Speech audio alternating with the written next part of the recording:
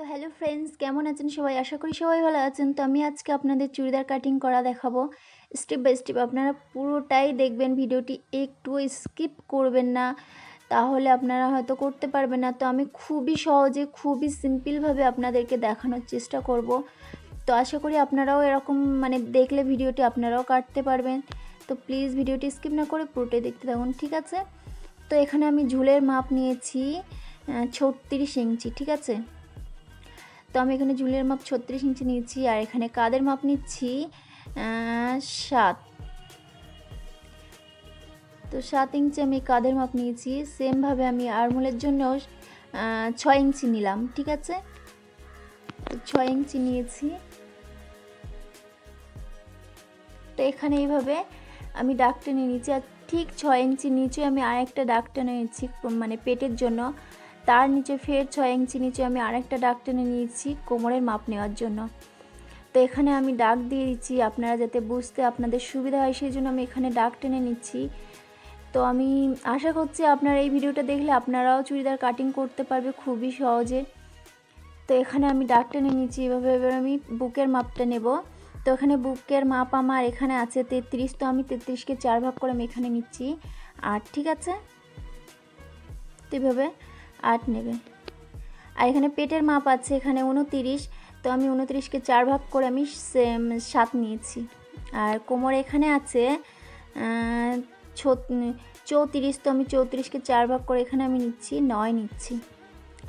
আর সেমভাবে নিচের যে চওড়া দিকটা, পুরো নিচে চুড়িদার নিচের যে চওড়া দিকটা আমি এখানে নিয়েছি 10, ঠিক আছে?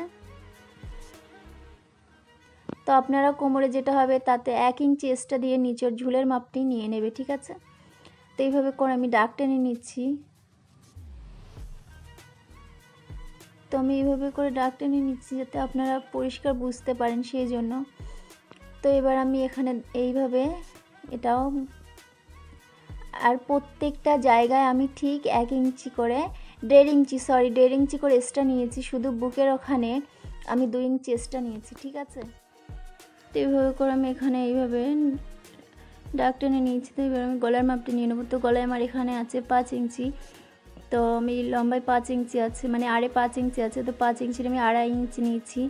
আর এদিকে লম্বাই ছিল আমার 6 ইঞ্চি, আর নিচের দিকে আমি 3 ইঞ্চি নিয়ে নিলাম ডিপ করার জন্য। আমি 3 ইঞ্চি নিয়ে নিয়েছি, নিয়ে এইভাবে করে আমি ড্রয়িং করে নিয়েছি। তো আপনাদের বুঝতে যাতে সুবিধা হয় সেই জন্য আমি এইভাবে এরকম করে আপনাদেরকে লিখে দিচ্ছি, কোথায় কত নিয়েছি আমি সেটা আমি এইভাবে দিয়ে দিচ্ছি, ঠিক আছে? তো আমি বুকের এখানে নিয়েছি আমি 8। তো আমি এখানে 8 দিয়ে দিয়েছি। তো এইভাবে করে আমি দিয়ে দিলাম।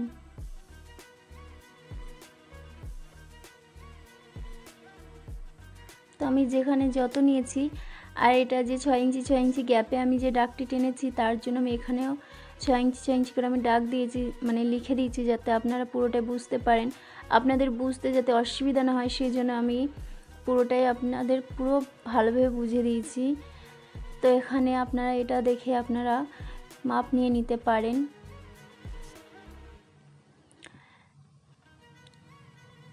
তো আমি কেটে নিচ্ছি কাপড়টা। আশা করছি আপনারা বুঝতে পেরেছেন। তো আপনাদের বোঝানোর জন্য আমি স্টেপ বাই স্টেপ পুরোটাই লিখে দিয়েছি এবং বুঝিয়ে দেওয়ার চেষ্টা করেছি। তো জানি না আপনারা বুঝতে পেরেছেন কি না। আমি অনেকটা চেষ্টা করলাম আপনাদের বোঝানোর জন্য। তো এবার আমার এটা কাটা হয়ে গেছে, আমি এবার এটা তুলে ফেলবো। এবার আমি হাতাটা কাটবো। আর এই যে এখানে আমি যে চিহ্নটা দিচ্ছি এটা আপনাদের সেলাই করতে সুবিধা করার জন্য এরকম একটি চিহ্ন আপনারা দিয়ে নিতে পারেন, ঠিক আছে? তো এইভাবে করে আমি কাপড়টি 2 ভাঁজে উল্টো করে ভাঁজ করে নিয়েছি, 4 ভাঁজ করে নিয়েছি এখানে আমি নিয়ে। তো এখানে আমার 15 আছে। তো 15 2 ভাগ করলে আমার এখানে হয় 7.5। তো আমি এখানে 7.5 দেবো না, আমি এখানে 8 নিয়েছি। আর ঠিক 3 ইঞ্চি নিচে আমি একটি দাগ টেনে নিয়েছি এখানে, করার জন্য আর কি। তো এখানে আমি এইভাবে, আর আমার হাতা লম্বা আছে এখানে 17 ইঞ্চি। তো আমি 17 ইঞ্চি আমি 1 ইঞ্চি এক্সট্রা নিয়েছি সেলাইয়ের জন্য। আর এখানে আছে 8। তো আমি 8-এ 4 নিয়েছি, আর 1 ইঞ্চি এক্সট্রা নিয়েছি সেলাইয়ের জন্য, ঠিক আছে। তো এইভাবে করে আমি এইভাবে এরকম করে শেপ টেনে নিয়েছি।